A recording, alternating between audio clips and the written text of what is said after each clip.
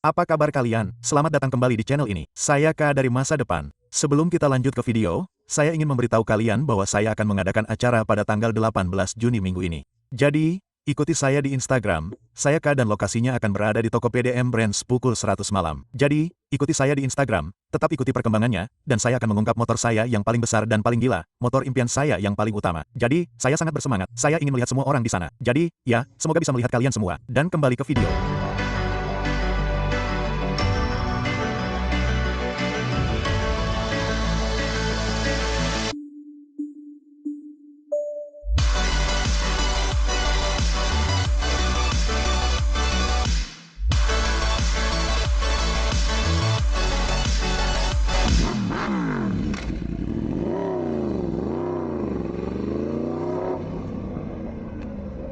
Kita kembali. Ini video yang menarik. Kalian tahu video knalpot selalu menjadi favorit saya. Kami juga memiliki pelindung radiator untuk Super Duke. Seperti yang kalian lihat, di semua motor saya selalu memiliki pelindung radiator. Yang lucu karena saya pikir sebagian besar dari mereka memiliki pelindung radar Evotech dari Motivation. Silakan lihat, tautannya ada di deskripsi di bawah. Mereka juga membuat video-video keren di YouTube dan Instagram, yang isinya tentang edukasi tentang sepeda motor. Jadi, kalau kalian mau belajar tentang sepeda motor atau sekadar hal-hal umum, cek konten mereka. Cek motivasi, linknya ada di deskripsi. Tanpa basa-basi lagi, saya sudah pasang knalpot titanium SC yang cantik. Jadi, motornya masih ada cat dan sebagainya. Sebelumnya knalpotnya sudah dilepas. Tadinya mau bilang sudah rusak, tapi ternyata tidak. Knalpotnya sudah dilepas. Jadi, sekarang sudah pakai slip-on SC, yang dilengkapi dengan penutup SC serat karbon cantik untuk katupnya, yang ingin saya nonaktifkan segera setelah motor ini disetel dan sebagainya. Jadi, ya, sejujurnya saya belum pernah mendengarnya. Saya bahkan belum menyalakan motornya atau apapun. Jadi, ini akan menjadi start pertama.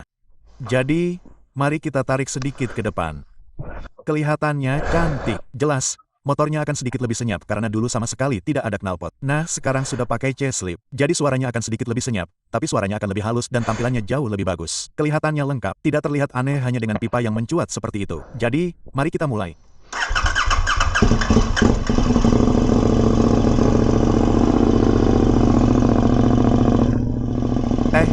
Saya tidak tahu bagaimana, tapi suaranya agak lebih keras.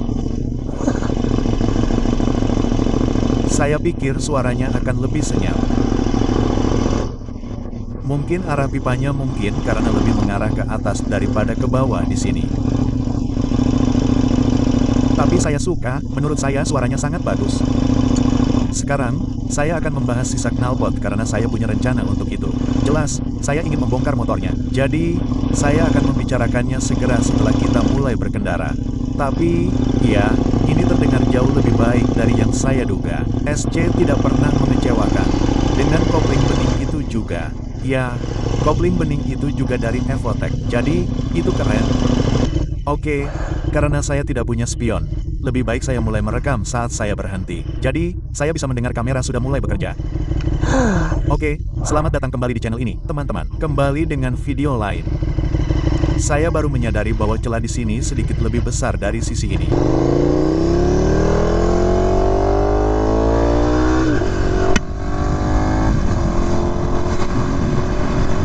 Baiklah, kita akan memeriksanya saat saya memasang bagian karbon lainnya dan semuanya. Saya rasa sekarang setelah saya berkendara, ya, knalpotnya jelas tidak terdengar sekeras itu karena saya menambahkan knalpot dan saat itu knalpotnya benar-benar dihilangkan.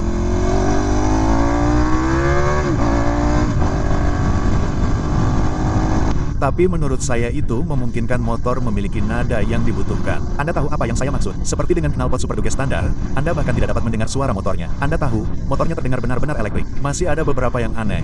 Saya bahkan tidak tahu bagaimana menggambarkannya. Beberapa suara aneh di depan, seperti suara mekanis, seperti suara nada tinggi, yang tidak saya sukai.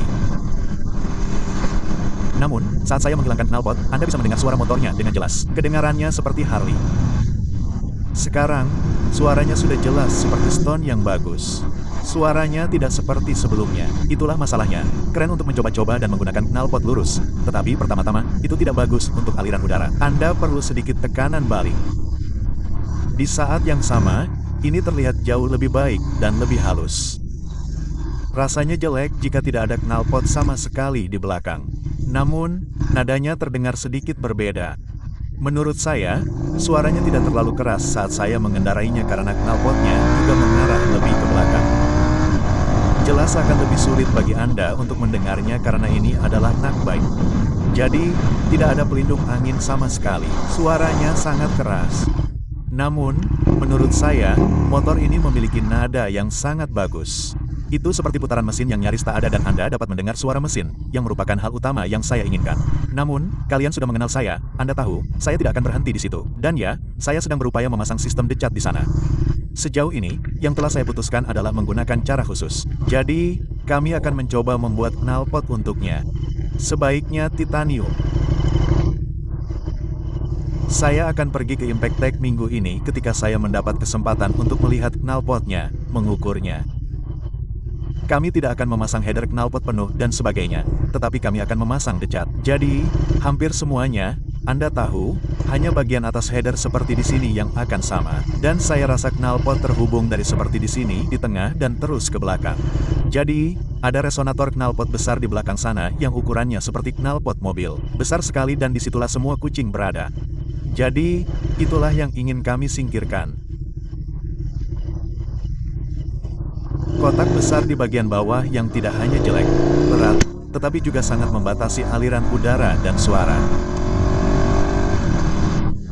Jadi, itulah yang membuat saya bersemangat. Semoga saja kami bisa mewujudkannya. Kalau tidak, sejujurnya, saya tidak akan terlalu kecewa karena, seperti yang saya katakan, motor ini seperti motor harian saya. Anda tahu, saya tidak membeli motor ini dengan harga berapapun. Ini adalah motor saya yang paling tidak langka. Ini juga motor termurah yang saya miliki. Jadi, Anda tahu, saya hanya ingin membuatnya terlihat cantik dan menjadi motor yang sangat menyenangkan untuk bepergian dan hal-hal seperti itu. Jadi, tidak harus seperti itu, toh tidak akan menjadi motor tercepat. Motor ini menghasilkan tenaga standar 180 tenaga kuda, yang jauh di bawah semua motor saya yang lain. Jadi, saya tidak terlalu khawatir tentang menghasilkan tenaga paling besar dan memiliki pengaturan terbaik. Saya hanya ingin suaranya bagus. Terasa lebih baik karena, Anda tahu, itu akan lebih ringan dan, terlihat bagus. Itu saja, sesederhana itu. Dan tentu saja nyaman. Saya pikir itu yang paling nyaman dalam koleksi saya sejauh ini. Wah.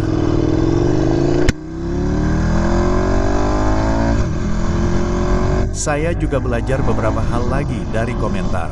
Saya yakin, yang saya bicarakan di video terakhir, yang saya posting bahwa banyak dari kalian memberitahu saya bahwa motor ini sangat kurang bertenaga tanpa paket teknologi, apapun itu. Saya bahkan tidak tahu apa namanya. Penipuan kecil KTM yang mereka lakukan saat Anda membeli motor ini. Rupanya, motor ini sudah memiliki perangkat keras quick shifter sebagai bagian dari motor. Tetapi Anda, seperti yang saya katakan sebelumnya, Anda perlu membukanya dan biayanya sekitar $1.000 untuk membukanya. Mirip ZX-10 dan Z2 jika saya tidak salah. Tapi ya, jadi menurutku itu penipuan karena kamu harus membayar mahal untuk teknologi yang sudah ada di motor supaya bisa dipakai. Jadi menurutku itu penipuan total dan aku kesal dengan KTM yang melakukan itu. Jujur saja, menurutku itu taktik yang sangat curang untuk menghasilkan uang. Karena kamu berharap jika membeli motor terbaik mereka, kamu akan mendapatkan hal-hal mendasar seperti ini, tapi tidak. Jadi, bukan hanya quick shifter auto blipper yang terkunci, tetapi juga banyak perangkat elektronik dan banyak dari kalian yang memberitahuku di kolom komentar bahwa mereka benar-benar membatasi tenaganya. Kupikir tidak karena aku bertanya ke dealer KTM dan mereka bilang bahwa servis pertama hanya seperti ganti oli dan inspeksi. Jadi, itu tidak benar-benar membuka lebih banyak tenaga atau semacamnya. Dan aku tidak tahu dari apa yang tertulis di internet, tidak tertulis bahwa teks di belakang membuka lebih banyak tenaga. Tapi banyak dari kalian yang bilang kalau techback itu memungkinkan kalian untuk memiliki pemetaan gas yang lebih banyak dan jika kalian mengaturnya pada mode yang paling agresif, maka kalian akan mendapatkan tenaga penuh dan torsi penuh dari motor itu. Dan itulah kenapa motor itu terasa kurang. Kalian tahu, motor itu terasa lumayan, tapi tidak terasa seperti, ya ampun, ini motor yang sangat cepat yang memiliki torsi lebih dari 100 kaki karena memang itulah yang seharusnya dihasilkannya. Dan memang tidak terasa seperti itu. Kalian tahu, motor itu terasa sangat jinak dan sangat halus.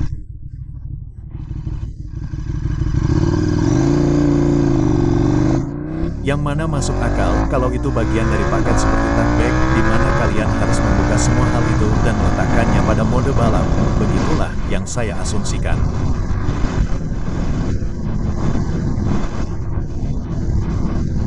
Kalian tahu, kalian bisa meletakkannya seperti sekarang ini pada mode jalan dinamis apapun sebutannya. Dan ketika Anda memilikinya, Anda dapat menggunakannya dalam mode balap, yang membuat sepeda B lebih responsif dan gas terasa lebih cepat. Jadi, sejujurnya, hanya untuk membalas dendam, saya tidak berencana membeli paket teknologi atau apapun karena saya pikir yang saya pedulikan hanyalah quick shifter. Saya tidak peduli dengan pengaturan suspensi elektronik tambahan atau semacamnya. Seperti yang saya katakan, ini bukan seperti sepeda yang menurut saya terlalu terobsesi untuk melakukan semuanya. Anda tahu, menurut saya ini sepeda yang keren dan menyenangkan, tetapi dibandingkan dengan sepeda saya yang lain, Anda tahu, ini hanya untuk harian.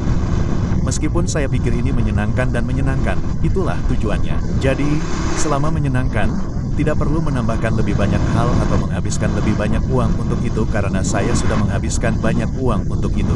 Jadi, ya, saya tidak berencana untuk mendapatkan kembali teknologinya atau apapun. Tetapi kemudian seperti ketika kalian memberitahu saya tentang semua ini dan saya seperti, Anda tahu, karena ini harian, akan menyenangkan untuk mendapatkan blooper otomatis. Lalu saya seperti, Anda tahu, terserah, mungkin saat itu saya akan mendapatkannya secepatnya. Saya hanya menunggu untuk mendapatkan lebih banyak suku cadang yang telah saya pesan dari dealer. Dan segera setelah saya mendapatkannya, saya akan membawa motor itu ke sana dan mungkin membeli paket teknologi itu sehingga mereka dapat membukanya atau apapun.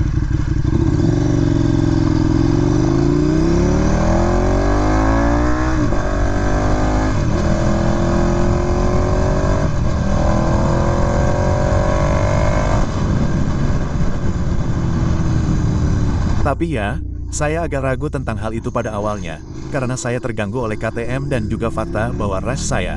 Jika kalian ingat, saya menggantinya ke GP Shift, dan motor itu memang dilengkapi dengan blooper otomatis. Tetapi, MV Augusta, tidak mungkin saya dapat membuat blooper otomatis berfungsi saat menggunakan GP Shift. Untuk alasan apapun, itu seperti mengganggu seluruh sistem komputer dan sebagainya. Dan saya banyak mengeluh tentang hal itu saat pertama kali menemukannya. Dan jadi tidak ada cara bagi saya untuk mengaktifkannya, yang membuat saya benar-benar repot dan saya benar-benar mempertimbangkan untuk menjualnya karena saya tidak dapat menggunakan beberapa sepeda motor saya dengan perpindahan gigi biasa dan sisanya seperti perpindahan gigi GP. Itu terlalu membingungkan dan tidak wajar.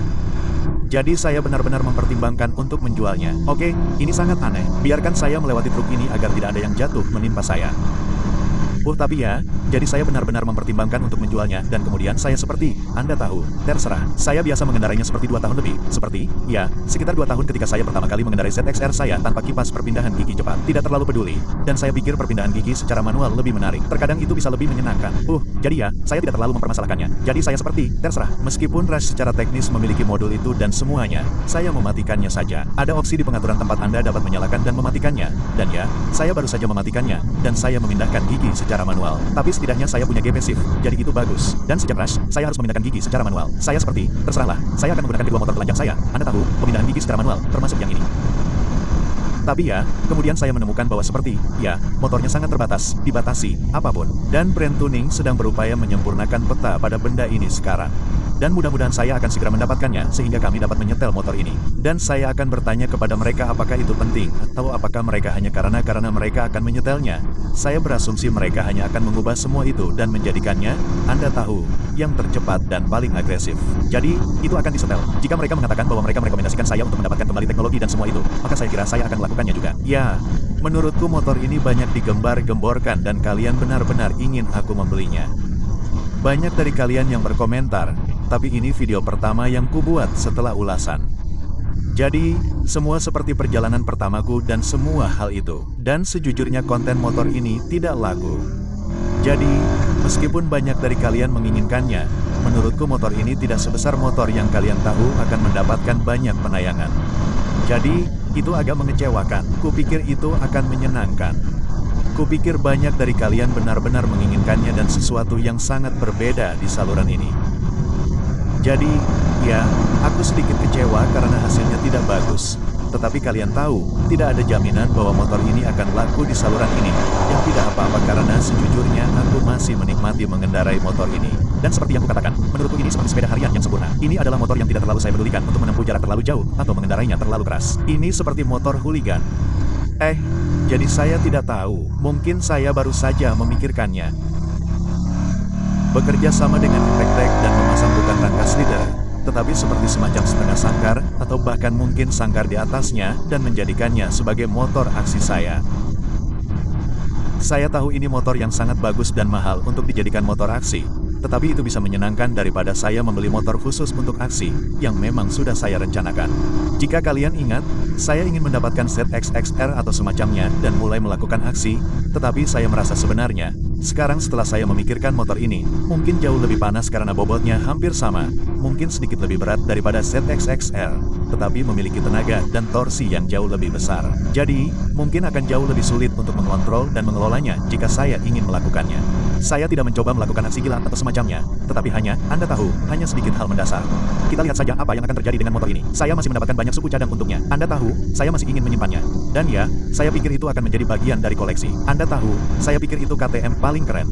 Saya pikir RC8 lebih keren. RC8R lebih keren, tetapi sudah ketinggalan zaman. Terlalu tua bagi saya. Itulah sebabnya saya memilih Super Duke. Ditambah lagi, memiliki dua motor telanjang menurut saya melengkapi koleksi motor telanjang saya. Saya tidak akan terlalu menyukai motor telanjang seperti motor super sport saya, dan membeli semuanya. Secara teknis kami memiliki 3 dengan M1000RR, tetapi seperti yang saya katakan, motor itu untuk bisnis penyewaan dan bukan koleksi pribadi saya. Jadi, ya, saya pasti berencana untuk mempertahankan motor ini, tetapi skenario terburuknya adalah lebih buruk. Jika kontennya benar-benar buruk dan hal-hal seperti itu tetap bukan motor murah. Anda tahu, dengan rakitan saya dan semuanya, itu akan menjadi motor seharga $30.000 pada akhirnya. Dan jika kontennya benar-benar buruk, jika saya tidak menemukan tujuan untuk itu, seperti Anda tahu, saya tidak tahu, melakukan aksi akrobatik, menjadikannya motor saya tidak akan menjadikannya motor balap saya. Karena, Anda tahu, motor super sport adalah motor balap dalam koleksi saya, maka saya tidak tahu, mungkin saya akan membuang yang ini juga. Kalian tahu saya bukan penggemar berat motor super sport. Jadi ketika ada sesuatu yang tidak masuk akal di saluran dan hal-hal seperti itu, maka saya mencoba bersikap cerdas dan menganggapnya sebagai pilihan yang lebih baik untuk saluran tersebut. Tapi ya, jadi ini adalah perjalanan pertama dengan SC. Hanya ingin berbicara sedikit lebih banyak tentang motor itu sendiri dan pemikiran saya tentang motor itu serta rencana masa depan dan sebagainya. Tapi ya, seperti yang saya katakan, saya sangat menikmati mengendarai motor ini. Saya pikir motor ini menyenangkan dan saya bersemangat untuk membangunnya dan hal-hal seperti itu. Dan saya berencana membuat knalpot bejat, yang seharusnya membuatnya sangat berisik. Saya harap kalian menikmati video ini. Jika kalian menyukainya, silakan berikan like dan berlangganan. Dan beritahu saya pendapat kalian tentang KTM dan pendapat kalian tentangnya. Dan menurut kalian apa yang harus saya lakukan, dan bagaimana menurut kalian sistem knalpot ini? Kedengarannya jelas jauh lebih halus, rasanya sangat serak dengan pipa lurus, dan sebagainya. Tentu saja seperti kalian tahu ketika kita melepas katup dan sebagainya, hasilnya akan jauh lebih baik, tetapi kalian tahu untuk saat ini saya pikir ini luar biasa dan mudah-mudahan sistem DEC akan berfungsi dalam waktu dekat. Tapi ya, saya harap kalian menikmati video ini. Salam lagi untuk proyek Motivation NCNC dan ya, saya akan bertemu kalian di video berikutnya. Beristirahatlah dengan tenang dan berkendaralah dengan aman.